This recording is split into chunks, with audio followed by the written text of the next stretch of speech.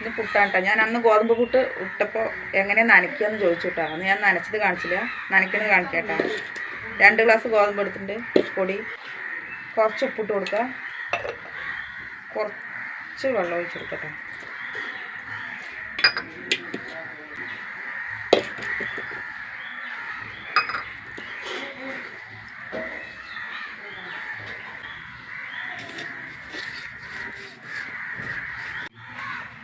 ഇങ്ങനെ നനയ്ക്കണം കേട്ടോ. കണ്ടോ, ഇങ്ങനെ നനയ്ക്കുക. മിക്സിയിലൊന്ന് കറക്കി എടുക്കട്ടെ.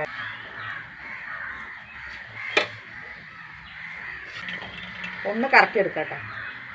മിക്സിയിൽ 2 കറക്കിൽ കറക്കിയിട്ട് വന്നു കേട്ടോ. വെള്ളം അധികമായ 1 സ്പൂൺ പൊടിയിട്ട് കൊടുക്കുക, വെള്ളം ഇല്ലെങ്കിൽ 1 സ്പൂൺ വെള്ളം തളിച്ച് കൊടുക്കുക. ഇത്രയേ ഉള്ളൂ കേട്ടോ അതിൻ്റെ വ്യത്യാസം. അങ്ങനെയാണ് പുട്ടിന് നനച്ചെടുക്കുക. പുട്ടിന് വാങ്ങിക്കുമ്പോൾ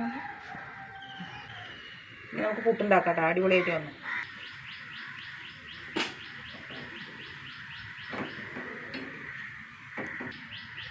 കുറച്ചും കൂടി തേങ്ങ ഇട്ടു. തേങ്ങയാണ് ഇതിൻ്റെ ടേസ്റ്റ്.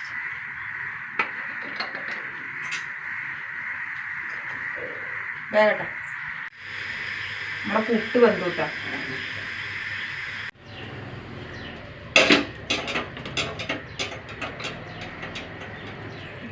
അടിപൊളി ഗോതമ്പ് പുട്ട് കേട്ടോ.